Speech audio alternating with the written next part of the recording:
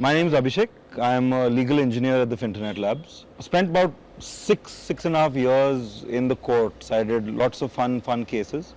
Some of them you may have heard of. I've done the Sabrimala case. I did the Sri Padmanabha Swami temple case. I was part of the Article 370 case where Kashmir was invalidated its statehood. I used to do a lot of cases for the state of Tamil Nadu and the state of Kerala.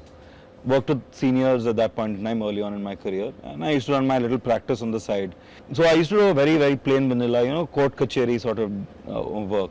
Then cut to maybe July, same year, 2022, Arjun, the co-founder of Ruba Finance, and at that point in time, and my friend from college came back to me and said, look, we've pivoted.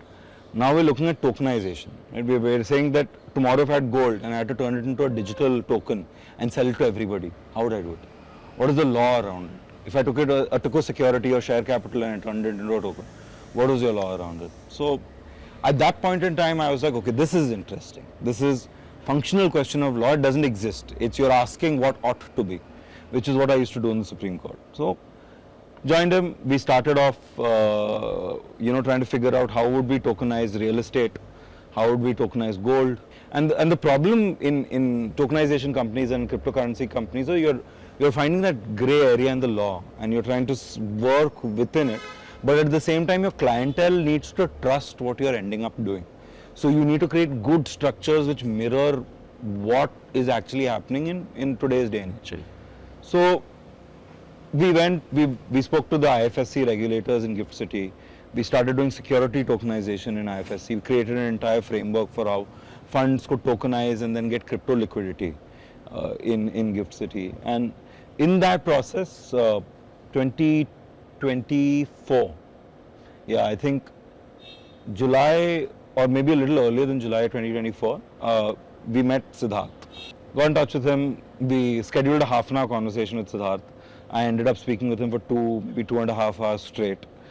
And then we started volunteering. So the first run-up was GFF 2024, right? Like we created an entire demo of what it would feel like to be able to just take a loan against your property in a Finternet environment. And that was really the start, like Finternet at that point in time had this fantastic energy, it had people who were volunteering from the length and breadth of India. I remember in GFF when Nandan finished his keynote, there was this one QR at the end of the slide, the slideshow, and everybody's phones were up, getting that QR code. It gave you chills, and people are coming at the end trying to figure out, how do I work with the Finternet? What is it? How can I contribute? Fantastic energy at that point in time. Banks, lenders, fintechs, wallet service providers, credentialers, lawyers, chartered accountants, everybody left, right and center coming, helping us figure out what this framework would look like. In that entire scope, my job as a legal engineer is really to try and figure out how to enable a lot of these frameworks that we want to start. So whether it's creating networks for movement of value across the globe, whether it's creating regulations and speaking to regulators so that you can inform them about how technology works and how you can move stable coins or cryptocurrency across different jurisdictions, how countries that don't have very mature regulations around these sort of asset classes can learn from the best. Right? Like when you saw Aadhaar. Aadhaar was the tech bit, and then there was, of course, your hardware, software, firmware that was existing. But the real enabler was you had to create an entire framework for privacy laws. That was the big problem. You needed to create a regulatory backing saying that this identity card can be used somewhere, because you issued Aadhaar, but where was it getting used? And now, because of Aadhaar, how many Indians got bank accounts who were never able to access banking rails before? So the impact of technology always has to be coupled with policy, regulation, and that's really the job of a legal engineer at the Finternet. Global regulators. I'm speaking to the SEC. I was part of all the crypto task forces, the roundtables that took place.